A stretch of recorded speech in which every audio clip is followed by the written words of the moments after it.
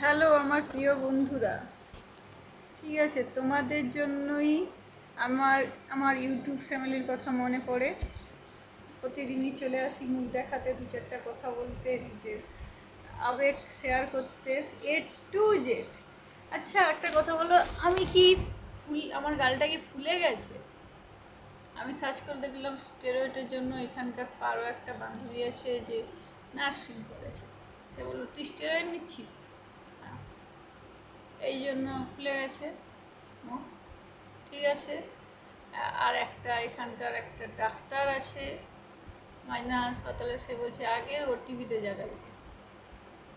ঠিক আছে, কিন্তু কথা হলো গিয়ে আমি তো হ্যাপি হ্যাপি ছিলাম। কেন? আমি ভাবলাম গোলুর বোন হয়তো মলু হয়ে গেলাম, আমি আমার বেস্টুর বোন। কিন্তু তার সাথে দেখা হয়নি, এই জন্য আমার মুখটা অফ তো বহুত দিন থেকে আছে। তো সোজা কথা, তো মাকে ঘুম থেকে উঠে বললাম, মা মুখ কি খোলা আছে? কারণ আমি ইন্টারনেট ঘেটে দেখলাম আমাকে বানানা খেতে হবে, ঠিক আছে, তারপরে জল খেতে হবে অফুরন্ত। তো আমি সেই রকম নিজের ট্রিটমেন্ট শুরু করেছি।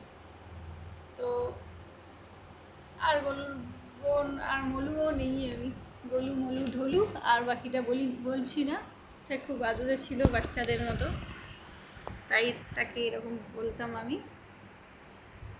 সে যাই হোক, তাহলে আমার গোলুমুলু ভাবটা নেই আশা করা যায়।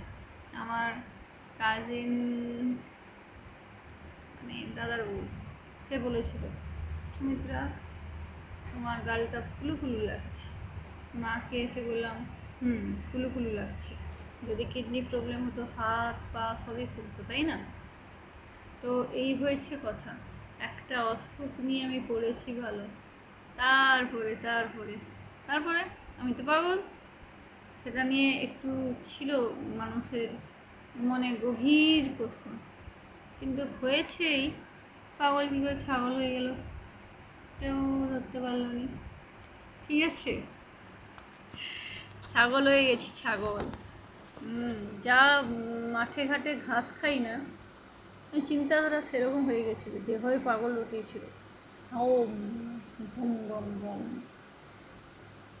বেকার এটাকে শুনলে আমার ফেভারিট দাদা বলবে, দেবো দেখবি চুটকি কানের গোড়ায় দুটো চর, চুপচাপ ঔষধ খা, চুপচাপ ভালো থাক। অবশ্যই তারা আমার খুবই জীবন, বলতে গেলে জীবন যারা বাঁচায় তারা জীবনই হয়।